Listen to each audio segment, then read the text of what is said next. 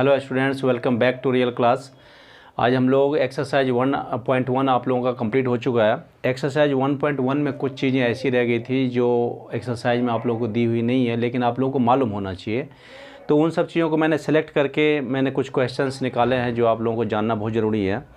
सबसे पहले इसकी बात करेंगे हम कि सपोज़ कीजिए कि आपको दो ऐसे रेशनल नंबर दिए गए हैं, इनके बीच में अगर आपको रेशनल नंबर निकालना हो तो ऐसे इस तरह के रेशनल नंबर तो आप लोगों ने कई बार निकाला है और आप लोग ऐसे भी निकाल सकते हो इस रेशनल नंबर को।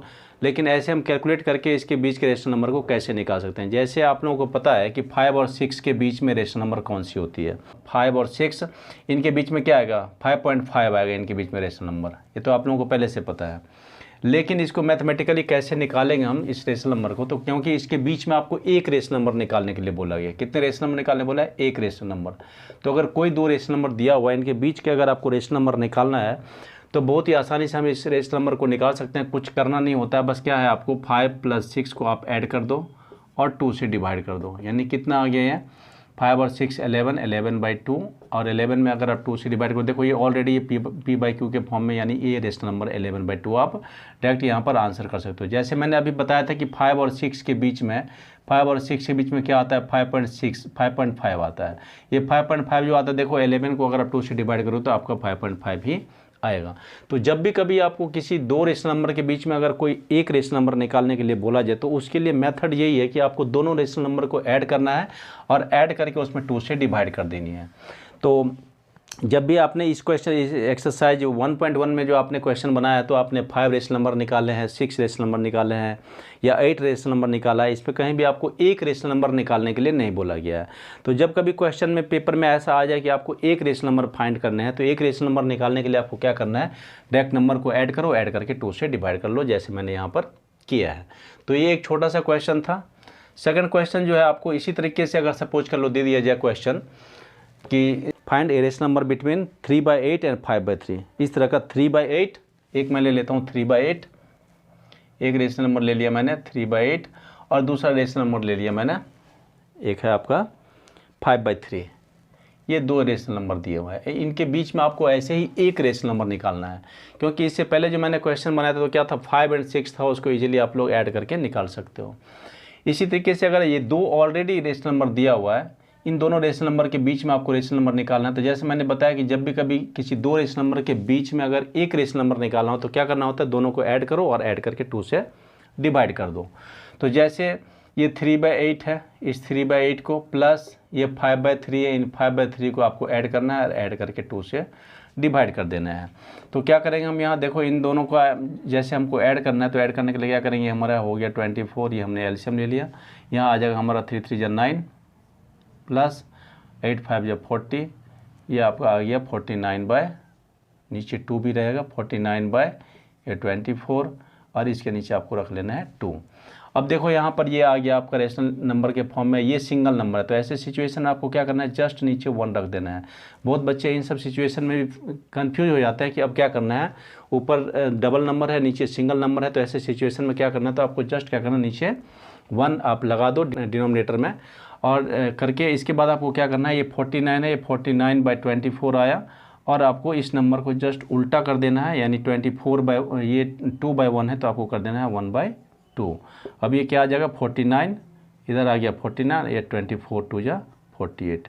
तो इन दो रेशनल नंबर के बीच में जो रेशनल नंबर निकाला है हमने, ये 3/8 और 5/3 के बीच में आपका 49/48 ये रेशनल नंबर निकाला है। तो ये सब छोटी छोटी चीज़ें हैं जो इस एक्सरसाइज में एग्जाम्पल में भी दिए हुए नहीं हैं और एक्सरसाइज में भी दिए हुए नहीं हैं। तो कुछ क्वेश्चंस मैंने RD शर्मा से और बाकी बुक से निकाला है जिसको आप लोगों को जानना बहुत ज़रूरी है। तो एक क्वेश्चन ये हो गया, उम्मीद है आपको ठीक ठाक लगी होगी ये क्वेश्चन, आप इसको नोट कर लेना। नेक्स्ट क्वेश्चन जो है क्वेश्चन नंबर 3, अगर मैं इसमें ऐड करूं तो इसमें आपका एक दिया हुआ है कि 5 रेशनल नंबर निकालने हैं। कितने रेशनल नंबर, मैंने जैसे इसमें एक रेशनल नंबर निकाला है, इसी तरीके से अगर आपको इसमें 5 रेशनल नंबर निकाला, सपोज कर लो कि आपको इसमें 5 रेशनल नंबर निकालने के लिए बोला गया है। तो जैसे इसमें क्वेश्चन में क्या था, अभी जो मैंने क्वेश्चन बनाया इस क्वेश्चन में था आपको एक रेशनल नंबर निकालने के लिए बोले गए थे, इसमें आपको 5 रेशनल नंबर निकालने हैं। हमारा नंबर क्या है, रेशनल नंबर क्या है, ये एक है 3/8 और एक है आपका 5/3। जो आपने एक्सरसाइज में क्वेश्चन बनाया होगा उस क्वेश्चन को आप ध्यान से देखना।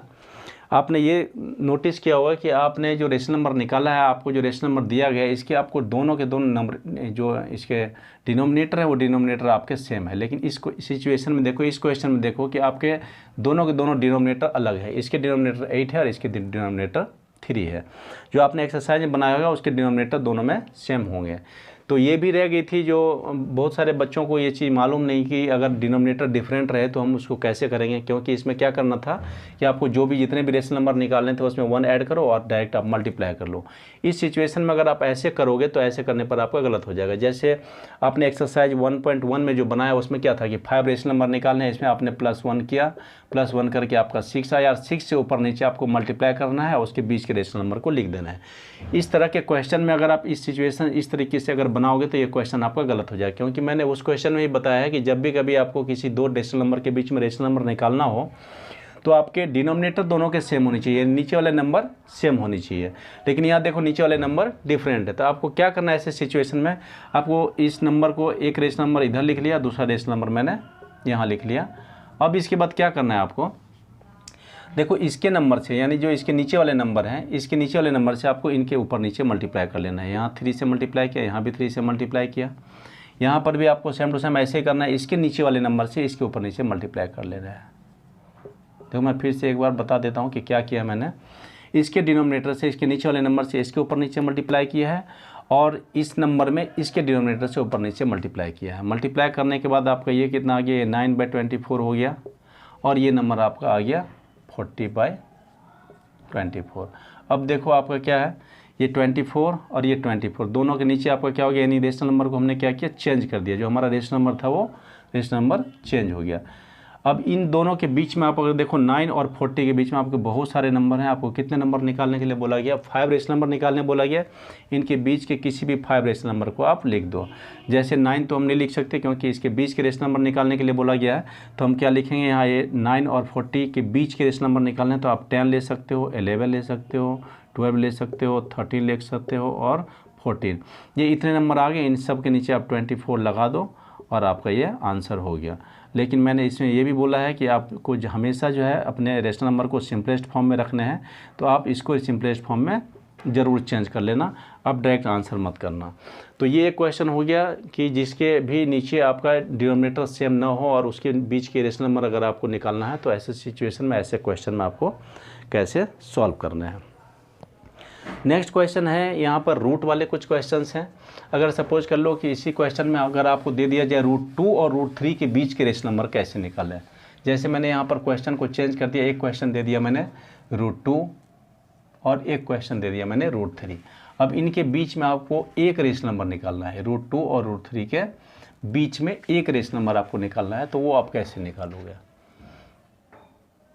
एक रेशनल नंबर निकालना है, इसको कैसे निकालोगे। तो जैसे हमने बताया था कि किसी दो नंबर के बीच में अगर आपको रेशनल नंबर निकालना है तो क्या करना है, दोनों को ऐड कर देना है और ऐड करके आपको 2 से डिवाइड कर देना है। तो सेम जो है उसी मेथड से हम क्वेश्चन को सॉल्व करेंगे। तो सबसे पहले आपको √2 और √3 को ऐड कर लेना है। तो √3 और √2 को ऐड किया, 2 से डिवाइड किया। अब देखो आप √2 और √3 को आप ऐड नहीं कर सकते, इसकी वैल्यू होती है, तो वैल्यू को अगर आप लिखोगे तो इसकी वैल्यू होती है 1.414 और इसकी वैल्यू होती है 1.732। 2 से डिवाइड करना है आपको।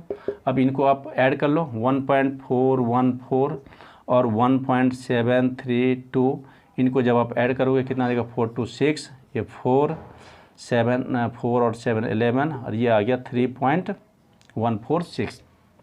कितना आ गया ये, 3.146।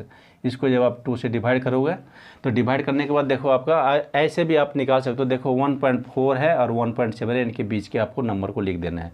या ऐसे देखो आप, ये 3 है, 3 को अगर आप हाफ करोगे तो 3 को हाफ करके इसके नज़दीक के नंबर आपका क्या आएगा, 3.5 आएगा। तो 1.5 आएगा, 1.5 लिख सकते हो, 1.6 भी लिख सकते हो। एक तो ये हो गया कि जो मैंने मेथड बताया उस मेथड से क्या करना है, दोनों नंबर को ऐड करना है, ऐड करके 2 से डिवाइड करके आप नंबर निकाल सकते हो, रेशनल नंबर निकाल सकते हो। ऐसे भी अगर आप डायरेक्ट क्वेश्चन से अगर करना चाहते हो तो देखो ये क्वेश्चन में क्या है, एक है आपका 1.414 है और दूसरा नंबर है आपका 1.732 2। तो यहाँ पर आप 2 नंबर, डेसिमल के बाद आपका 4 है, यहाँ डेसिमल के बाद 7 है। तो 4 और 7 के बीच में कितने नंबर आएंगे? एक 5 आएगा और एक 6 आएगा।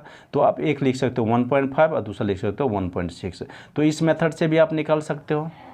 जो आपका रेशनल नंबर दिया हुआ है इस रेशनल नंबर के बीच में इस तरह से आप निकाल सकते हो इसको। ठीक है, तो ये 4 क्वेश्चन थे जो मुझे बताना ज़रूरी था, आप लोगों को जानना ज़रूरी था। ये 4 क्वेश्चन आप लोग बढ़िया से कर लेना, तो आप लोगों की जो एक्सरसाइज 1.1 में जो कमियां रह गई थी वो आपकी पूरी हो जाएगी और आप लोगों का थोड़ा सा नॉलेज भी इससे बढ़ेगी। उम्मीद है आपको वीडियो ठीक ठाक लगी होगी, क्वेश्चन भी अच्छे लगे होंगे। Thank you.